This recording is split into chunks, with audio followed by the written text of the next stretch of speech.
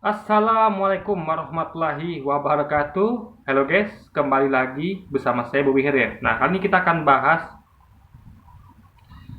salah satu komentar di video saya ya. Jadi ini dari @honda CRV 5952. Ini sebenarnya 2 bulan lalu guys, tapi kita penting dibahas sekarang ya. Dan kenapa nih orang berlindung di balik akun Honda CRV 5952? Kalau saya kan pakai nama asli Bobby Herian gitu.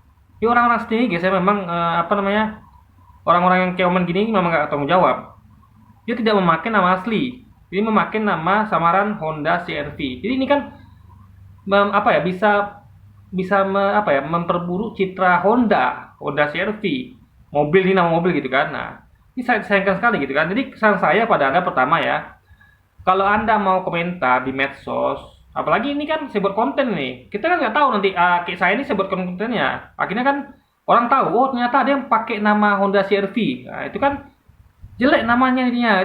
Jadi ini misalkan coba saya bayangkan ya, kalau saya pakai nama akun Yamaha Fosun misalnya, kan namanya Yamaha yang jelek guys. Kalau ada yang mengunggah komen saya gitu kan, nah ini kan makanya pakai nama asli. Jadi seandainya pun ada orang menjelekkan Anda atau menjawab argumentasi Anda dan orang lain anggap memang itu argumentasi Anda tidak masuk akal alias absurd, nah hanya Anda saja yang jelek di mata yang nonton gitu guys.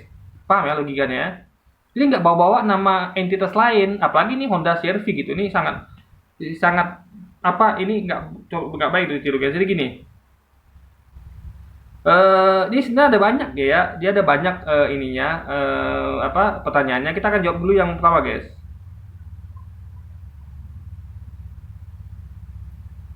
Mana ya?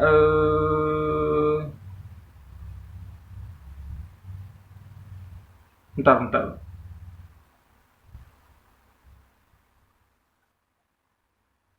Nih, hanya orang yang tidak pernah belajar sejarah, budaya, dan bahasa yang baik. Benar, sehingga mudah dibodohi bangsa Arab yang budayanya jahiliyah dan sembah berhala. Nah, justru umat Islam itu sangat mempelajari bahasa. Coba Anda bayangkan ya, berapa banyak umat Islam itu yang ngerti bahasa Arab? Ya kan, umat Islam yang ngerti bahasa Arab. Nah, ulama-ulama kita itu belajar bahasa Arab. Jadi mereka tuh bahkan menerjemahkan dari bahasa Arab ke bahasa Indonesia, ke bahasa-bahasa daerah bahkan guys. Ini langsung ulama itu yang mempelajari. Makanya hafal Quran dalam bahasa Arab gitu. Tapi kalau mungkin ini dia nggak tahu nih, mungkin dia ini saya rasa nih orang-orang gini biasanya agama yang lain ya. Kita lebih tepatnya mungkin ini saya tebak nih dari agama teman kita di agama Kristen. Kenapa? Karena dia memang orang-orang itu memang seperti itu gaya dia selalu memfitnah atau menghina Islam gitu kan dengan cara-cara seperti ini, mengatakan budaya Arab itu yang aneh-aneh lah gitu kan. Jadi kita sangat belajar bahasa Arab gitu. Makanya Quran itu coba lihat ya, di Quran itu ada Quran bahasa asli dan terjemahan. Tapi Anda sangat susah menemukan misalnya Alkitab bahasa asli dan terjemahan, susah sekali. Yang ada kita lihat di pasaran itu adalah selalu Alkitab terjemahan. Bahasa Indonesia, bahasa lagi ya, bahasa Batak, bahasa Jawa, bahasa lainnya gitu. Jadi hanya ada terjemahan. Bahasa aslinya tak kemana guys gitu. Jadi hanya satu dua orang yang megang bahasa aslinya. Dan itu pun bahasa aslinya adalah tentu yang adalah berupa sangat jarang sekali pokoknya intinya, dan apalagi yang apa gitu. Jadi kalau dia menuduh bahwa kita nih dibodohi bangsa Arab yang budayanya jahiliyah dan sebar pahala, justru Nabi Muhammad itu datang untuk mengubah bangsa Arab yang dulunya memang jahiliyah. Ingat, bangsa Arab dulunya memang jahiliyah, bangsa Arab ya. Nah, setelah datang Nabi Muhammad, bangsa Arab berubah langsung.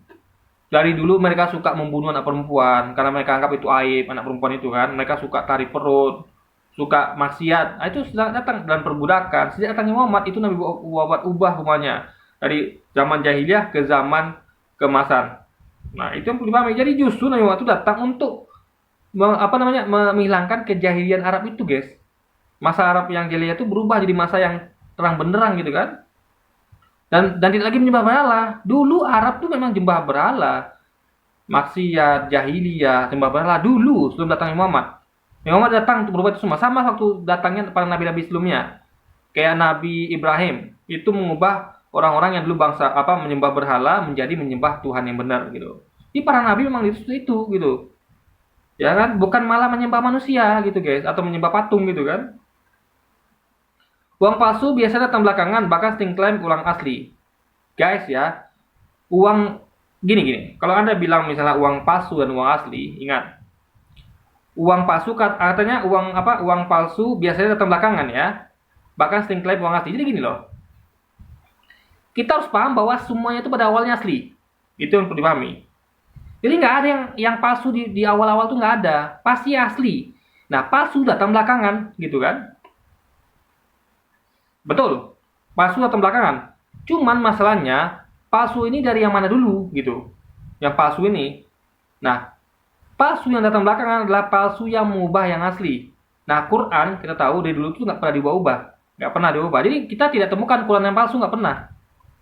Nggak pernah. Karena terjaga, dihafal, ya kan? Dijaga sampai sekarang. Kita sekarang yang pegang Islam ini di rumah-rumah ya, di mana-mana itu adalah yang teks asli. Teks dalam bahasa Arab. Nggak ada yang terjemahan. Nah, nanti ada satu dua yang punya mungkin yang Quran yang asli dan terjemahannya. Nah, beda dengan mereka. Mereka tuh coba cek di rumah akun Honda CR-V ini. Di rumahnya saya yakin itu Alkitabnya itu dalam teks bahasa Indonesia itu atau bahasa daerahnya. Gitu kan? Nah, jadi sehingga gampang dimanipulasi. Karena nggak tahu teks aslinya. Kalau kita bisa bandingkan. Ya kan? Oh, teks aslinya misalnya kayak Al-Fatihah kan. Alhamdulillahirabbil alamin. Bahkan ada yang ngubah misalnya Alhamdulillahirabbil alamon misalnya. Langsung tahu kok alamon kan harusnya alamin. Nah, jadi kita karena udah hafal gitu kan, kita bisa langsung tahu begitu ada yang coba-coba mengubahnya. Nah, coba Alkitab. Nggak ada yang tahu. Coba Anda lihat ya. Terjemahan Alkitab. Coba Anda klik di Google itu terjemahan Alkitab. Nah, itu ada banyak versi. Ada versi IIT Draft, ada versi Sabela 2000, ada versi apa lagi versi terjemahannya ya. Yang saya tanya pada Anda, yang mana yang asli? Apakah versi Sabelar, versi IIT Draft, atau yang mana? Itu kan mungkin semuanya benar, guys. Oke lah, Anda mungkin mengatakan itu kan beda makna. Ya, kita perlu tahu yang kalau Al-Quran itu adalah teks per teksnya nggak bisa di itu. Jadi nggak ada yang Bismillahirrahmanirrahim atau Bismillahirrahmanirrahim, nggak ada. Ini semua itu pasti Bismillahirrahmanirrahim. Nah, terjemahan aja yang ini gitu. Tapi mereka tidak memegang itu. Karena mereka pegang itu adalah kebanyakan hampir semua itulah terjemahannya, guys. Disitulah kacaunya gitu kan. Sehingga kalau Anda bayangkan ya, kalau mereka anggaplah mereka tuh membacakan itu. Kita kan kompak. Kalau kita baca ngaji bareng nih, ya kita kan sama Bismillahirrahmanirrahim. Mereka tidak. Yang satu baca terjemahan versi IIT Draft, yang satu versi Sera Belar. Satu lagi versi ini yang mana gitu. Kecuali kalau satu komunitas itu megang yang merek yang sama semua versinya kan, yang Sera Belar semuanya kan. IIT Draft semua dan lainnya juga gitu kan. Tapi kan tidak. Loh, jadi ini kekacauan di situ, guys. Jadi dulu itu ya Taurat, Zabur, Injil itu asli sebelum dibuat tangan manusia. Jadi buktinya asli apa? Itu mereka itu ya masih memuat betul-betul hanya dari si penutur. Ya. Jadi apa yang disampaikan oleh para utusan, jadi gini, firman itu kan isi kitab suci itu kan firman Tuhan. Firman Tuhan tentu agar manusia mengerti, tentu disampaikan dalam bahasa manusia, bahasa setempat. Ya, jadi kenapa kitab-kitab Taurat, Zabur, Injil itu dalam bahasa Aramaik atau bahasa Israel? Karena diturunkan oleh nabi yang berbangsa Israel. Sehingga umatnya untuk mengerti harus disampaikan dalam bahasa Israel. Nah, jadi firman Tuhan tuh yang menyampaikan siapa? Nabinya. Itu dengan Quran. Karena Nabi coba diutus untuk bangsa Arab awalnya, tentu mungkin dong firman Tuhan disampaikan Nabi Muhammad dalam bahasa Inggris kan nggak mungkin, atau bahasa Indonesia, tentu dalam bahasa warga setempat yaitu Arab, baru nanti yang lain mentranslatekan ke bahasa-bahasa lain gitu. Tapi di mana Nabi itu diutus, disitulah bahasa firman Tuhan disampaikan. Jadi betul-betul firman Tuhan itu hanya melalui nabinya, tidak ada melalui yang lain, nggak ada. Maka itulah nabi tugaskan untuk menyampaikan firman-Nya. Jadi nggak ada istilahnya kayak di Alkitab sekarang itu Anda perhatikan ya. Itu ada surat Paulus kepada jemaat Roma misalnya. Nah itu gimana ceritanya coba? Karena firman Tuhan tuh hanyalah dari Nabi Isa, nggak ada yang lain, atau dari Yesus, nggak ada dari yang lain guys. Karena beliaulah penyampai firman Tuhan, ya kan? Firman Tuhan disampaikan melalui beliau dalam bahasa lokal setempat gitu. Karena yang terima adalah bahasa lokal, baru nanti diterjemahkan ke bahasa-bahasa lain gitu, bahasa-bahasa lain gitu kan. Nah itu perlu dipahami. Kitab palsu demikian pula yang membantah kisah para nabi Israel yang sudah ratusan tahun sudah ditulis dalam bahasa Ibrani, diklaim semua nabi beragama Islam.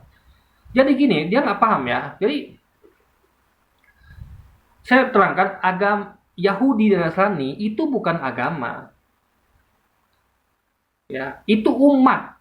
Awalnya umat, baru kemudian jadi agama.